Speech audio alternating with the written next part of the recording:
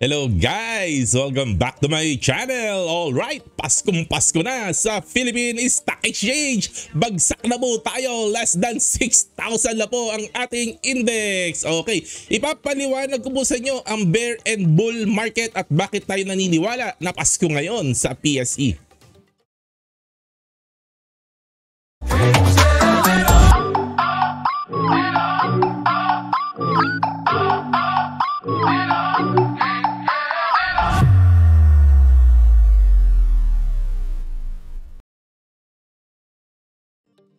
Welcome back! Ayan, Paskong Pasko na po!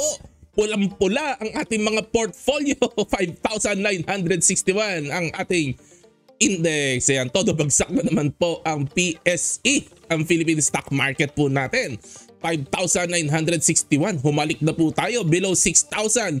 Bihirang-bihira lang po mangyari ito for the past 10 years no, na nagbe-below 6,000 po tayo at kinikilig po tayo tuwing nangyayari po ito. In perspective lang po, December 2012 nung unang-unang nag-invest po ako sa stock market, bumili po ako ng mutual fund po sa bangko po na ito, no? Sa BPI po, bumili po ako ng mutual fund, UITF, no? 6,000 ang index po noong December 2012, that is 11 years ago. Okay, in 11 years, kung hindi ko siya binenta noong 2018 kasi binenta ko 9,000 yung index no. So kung hindi ko yun nabenta, lugi pa rin po ako hanggang ngayon. Alright, so in 11 years, wala po nangyari sa ating market. Balik po tayo sa ating pinanggalingan. Okay, so pag-usapan po muna natin ang bull market. Bull market, no? Ito po ang topic po natin, no?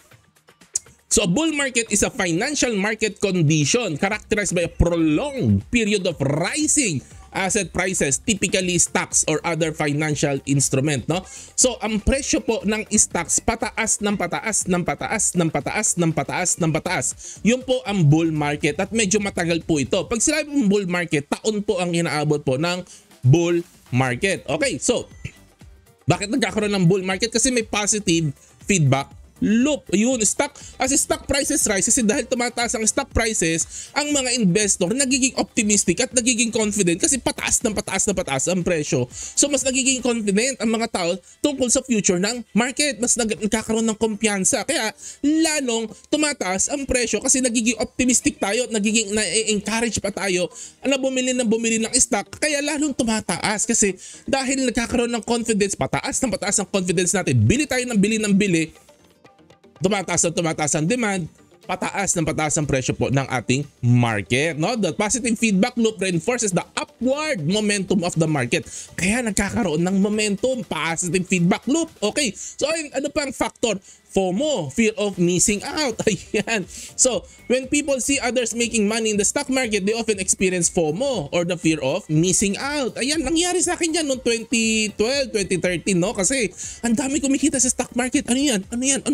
Yung mga taong hindi dati nag-invest sa stock market, pumapasok sa stock market, lalong dumadami po ang buyers. Dumadami ang buyers, lalong tumataas na naman ang presyo kasi tumataas ang demand. Ayan, no?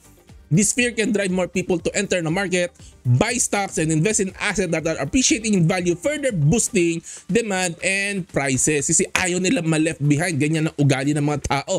Ayaw nila left behind, no? Ano pa? Institutional investment, no? Yung mga malalaking mga companies, no, na they are into investing, halimbawa mga mutual fund, pension fund, hedge fund, no, they play a significant role in bull market. Kasi po usually pag bull market, syempre nagkakaroon din ng confidence sa mga ito, nagde-deploy sila ng malaking capital. Ang laki kasi ng mga pera po nito. At dahil nagpapasok sila ng malaking pera, tumataas ang demand, lalo na naman lumilipad ang presyo ng market po natin, no? Ano pa? Eto na, sumusunod din mga speculator, no? So during bull market, there's often a degree of speculation. Maraming tao nag-speculate at nagkakaroon ng irrational exuberance. Masyado na yumayabang, no? Na hindi na nila pinapansin ang valuation nila Warren Buffett at akala nila pataas na ng pataas ang pataas. So lalo pa nagbe-bet ang mga speculator, lalo pa sila pumupusta, lalo pa sila bumibili, kaya lalong tumataas na naman ang prices. Ano pa? Ito pa, sumasakay na ngayon ang mga momentum traders, yung mga nagte-technical analysis. Siyempre lumalabas sa chart nila, uy, pag tinignan mo yung chart nila, pataas ang pataas yung prices no sa chart nila. Sasakay po ang mga yan, driving prices even higher kasi nakita nila sa chart nila tumataas. Di bibili ng bibili ngayon ang mga technical analysis people lalong tataas na naman ang prices po, no, ng stock market. Ano pa? Media and sentiment. Ayan, ito na. Papasok na yung mga media outlet, mga news website, mga TV station, mga ganyan, kung ano-anong balita pagsasabihin, no? And driving our confidence even higher. So, ang demand ay lalong tataas, ang prices lalong tataas. Yan po, no? Ano ba? Usually po ang bull market coincides with low interest rate. Ang interest rate, no, ang borrowing cost mababa po, no? Mababa ang interest rate during bull market. So, companies can borrow more money from banks or other ways, no? Maraming ways para mag-raise ng capital, no? Pwede mo mag-borrow sa bank or mag-issue ng bond, pero mababa po ang interest po, no, during low interest yield, no? And kaya po nakapag-grow po ang mga company, nagkakaroon sila ng maraming project kasi nga mababa ang borrowing cost. Ano pa? Yung public, tayo mga consumers ay nakakautang din po tayo, no? So since nakakautang po tayo, we buy more. And when we buy more, itong mga companies, tumataas ang profits po nila, no? Okay. So lalong tumataas po ang prices po ng stock market dahil mas nag-expand ang mga companies at tayong mga public ay nag-i-invest, ay bumibili po ng products, no? Ano pa? Mga companies nakapag-raise ng capital. Ayan, dahil mataas ang valuation, companies can issue more shares, no? And kapag nakakapag-issue sila ng more share, nagkakaroon sila ng capital to fuel their growth. Fuel new projects para mag-grow na mag-grow na mag-grow. Yung earnings tataas ng tataas ng tataas at magdadrive po ng demand for their stocks, no? Ayan. So yun po ang bull market, nangyayari sa bull market. At bear market naman, ganito ang nangyayari. Kabaliktaran, negative feedback loop. Ayan. Dahil bumabagsak po ang prices, natatakot ang mga investor. At dahil natatakot ang mga investor, nagbebentahan po ang mga yan. At pag nagbebenta, lalong babagsak ang prices, lalong matatakot, lalong babagsak, lalong matatakot, lalong magbebenta. Ayan na po. Okay. Ano pa? Fear of losses. Ayan, dahil ang mga tao natatakot na bumagsak, no, ang kanilang hawak-hawak nilang asset, ayaw nila ng losses. So binebenta na lang nila lahat ng stocks nila. Pahinga muna tayo. So kaya po talagang bumabagsak po talaga ang demand ng stocks. Mas mataas ang selling pressure, kaya po bumabagsak ang presyo ng stock market. Ano pa? Institutional investors are affected too. Ayan. Kasi itong mga insti, mauutak din ito. Syempre, pahinga muna sila pag ganyang bear market, no? Bangers muna ito, no? Tsaka na muna, tingin-tingin muna tayo bago tayo pumasok ulit. Paabang-abang muna tayo. Abang tayo ng sign. Ayan. So, walang movement ng mga institutional investor. Kaya, apektado din ng mga technical people, ng mga nagte-technical analysis, no? Since wala sila makitang momentum pataas, lalo na po sa Pilipinas, wala naman po sa Pilipinas na short selling pa as of now, pero malapit na magkaroon ng short selling, no? So itong mga technical people, pahinga muna sila. Syempre wala momentum pahinga muna. Anong gagawin ng mga technical people?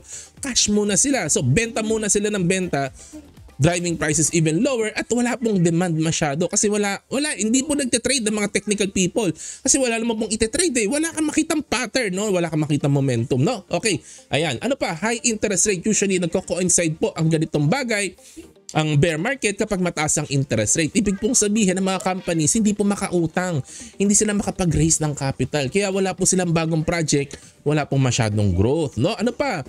Making stocks kasi walang bagong project, walang bagong growth, less exciting ang stocks, no? Kasi wala nga growth. So, ang earnings po ay hindi po ganun kaganda.